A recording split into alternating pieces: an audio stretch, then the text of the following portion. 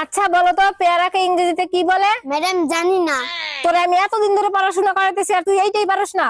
Madam আপনি বলেন তো। দাঁড়া আমি একটু আসতেছি। হ্যালো গুগল, পেয়ারাকে ইংরেজিতে কি বলে? গোয়াবা বলে, গোয়াবা। তার কাছে যে বাবা মা পড়তে দিছে।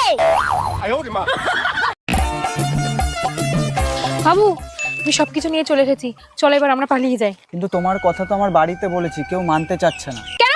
কে মানছে না? কার এত বড় সাহস? আরে আমার ছেলে বউ মেয়ে কেউ মানছে না।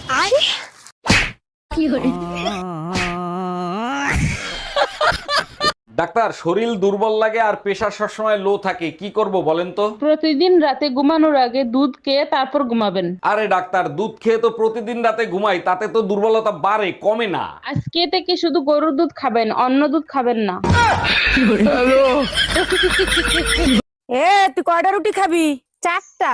তুই চারটা রুটি খাইতে পারবি তো? তাইলে তিনটা বানাও। তিনটা রুটি তুই খাবি, নষ্ট করবি না তো?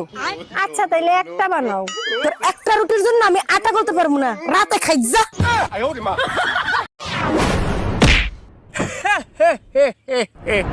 আরে একটু জোর লাগা বাচ্চা, কিছু তো মজাই পাইনু না। মজা পালি না মানে? আবে নিচে তাকিয়ে দেখ, মুতে দিয়েছিস তুই।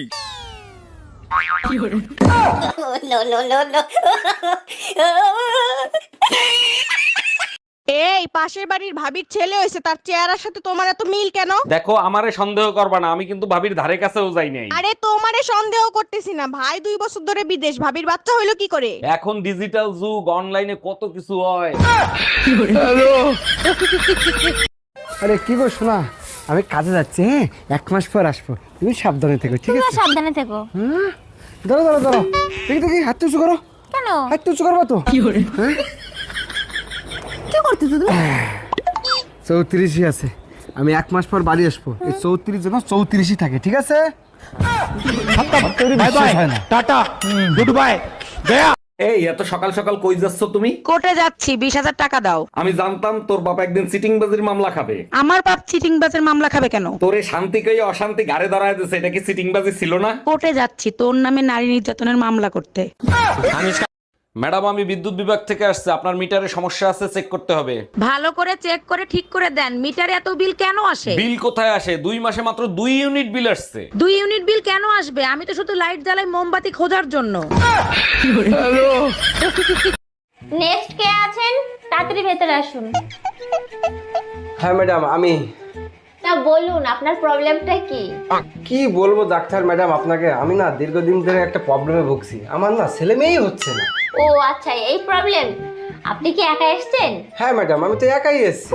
একা আসলে তো হবে না, নেক্সট দিন আপনি আপনার স্ত্রীকে নিয়ে আসবেন, দুজনকে চেক আপ করে দেখবো কি প্রবলেম হয়েছে, তারপর ওষুধ দিয়ে দেবো, ঠিক আছে? ও আচ্ছা তাই? কিন্তু ম্যাডাম এতে একটা সমস্যা আছে, বুঝলেন তো? কি সমস্যা? আমাকে তাহলে সবার প্রথম একটা বিয়ে করতে হবে। এই অনিল আমার কাছে টাকা পায়, বারবার করে ফোন করছে, বলে দাও তো আমি বাড়িতে নেই। হ্যালো। হ্যালো বৌদি, দাদা কোথায় গো? না দাদা তো বাড়িতে নেই, বাইরে গেছে। কি বলছো, বাড়িতে দাদা নেই? ইস, আমায় ডাকুনি কেন?